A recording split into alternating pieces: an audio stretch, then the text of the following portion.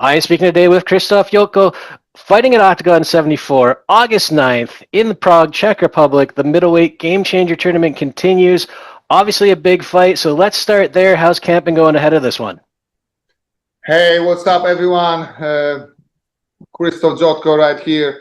My camp was very, very long and very, very good because my fight in the beginning was supposed to be in June or July, but my opponent, the before opponent, Cepo, he had some injuries, so he needed more time. They switched the fight for the August, so the August was like a 3 months, even more.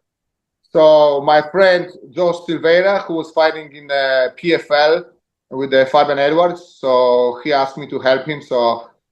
And this was actually very, very good because he's a southpaw, and I trained with him like 8 or 10 weeks. I sparring with him, war, Tuesday, Thursday, war, and he was a southpaw. So before my camp, I'm already do somebody camp, and then I start my camp, and I train with like the super good people like Rasul from Dagestan. He was like an Olympic champion. Bo Nico, Johnny Eblin, Marvin Vettori, Abus Magomedov. So many good people. So I'm very good prepared, and I'm ready to win this tournament. I come here to win this tournament. I don't play. Absolutely. And I was going to ask you who you're working with. You told me that's a lot of big names. Obviously, ATT, a huge camp, so lots of names there. And you mentioned Josh Silveira. Obviously, his dad is a coach at ATT. You've been at ATT for a while now. How has that gym kind of changed your life over the years? For sure, when I come there, I was training with Johnny Eblin. Johnny Eblin was just a wrestler this time. So I learned so much wrestling from him and from the Al gym, from the coaches. But the most important there, the people who train there is only professional, only high level athletes. Nobody who don't belong there to the Warriors can come to the gym.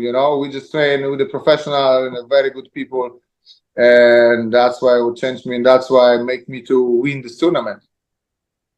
Well, this is going to be a big one, and obviously a lot on the line.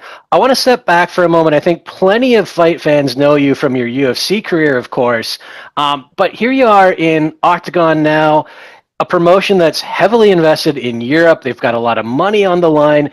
Do you think Oktagon is, helping to kind of instill the idea that there is life in fighting after the UFC? It's not just the UFC anymore to make good Absolutely, money. absolutely. I think before the Octagon, the biggest organization in Europe was KSW, but I think KSW now is behind the Octagon. Octagon is much higher right now. A lot of people come to the event. They make amazing events with the stadion. The Frankfurt Stadion, 60,000. It's a very nice show there, and also if I can say behind the scene, you know what I mean? Like the always hotel is good. The people there who work is very nice and helpful. So like it's very good organization, and I'm very happy to be there. Well, that's great to hear. And when we talk about your UFC career, when you look back to some of the last few losses you had there was, Sean Strickland, of course, he goes on to win the middleweight title. There's Brendan Allen. Now he's a contender. Brad Tavares has the most middleweight fights, I think, now in the UFC. Do you think you don't get enough credit for who you were fighting there? Because you were fighting some top names. Yeah, this is what I. Yes, and I don't know these people because before a fight with Surdu, I was not even a favorite on the fight, so I was very like, oh my god! I tell to my friends, hey, put your house for me because I know I'm gonna win, and I don't know what these people think because, for example, my next opponent, okay, it's good. He have a 9 wins, 3 losses, but let's see his fights, who he fights, and competes to me. So not even close. You know what I mean. I know, but I don't know like they know. So his levels like everything. You know what I mean.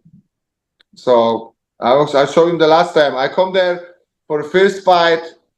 I make a comedy in the beginning. I was Blake. Then I win the fights and I do breakdancing. So I show him how confident I am there. Coming for the first fight, my debut in the Oktagon. I beat up the champion, and I do breakdancing after. So I think it was a good run for the first fight. You know.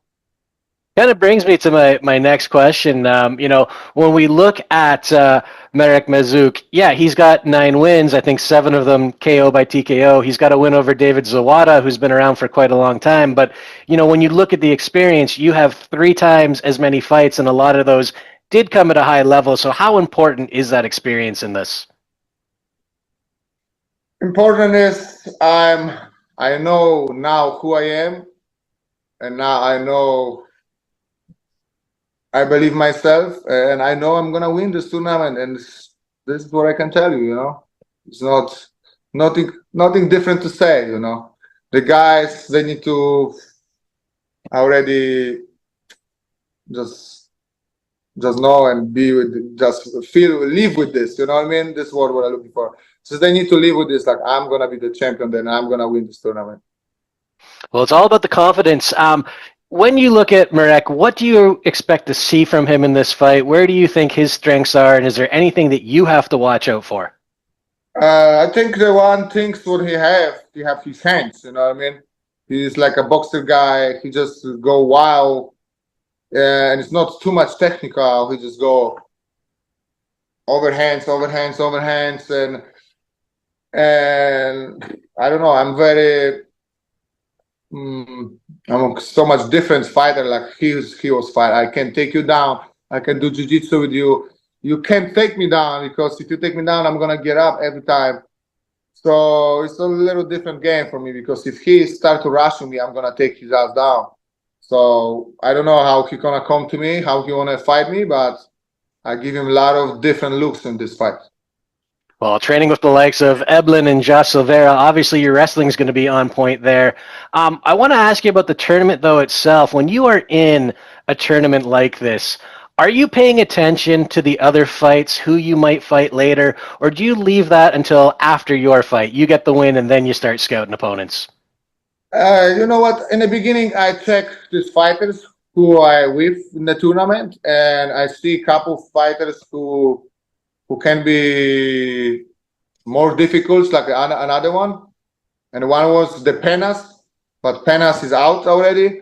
So of course, I look the fighters, and I think if nothing bad lucking happens to me in a road to the final, I'm gonna be in the final for sure. And what would winning this tournament mean to you? I mean, aside from just the money, because, you are 35 now, you've been in this game for 15 years or so. What would winning this at this stage of your career mean? Of course, it's a big money on the table, but for me, it's more, I want to show I was fighting in the best organization in the world.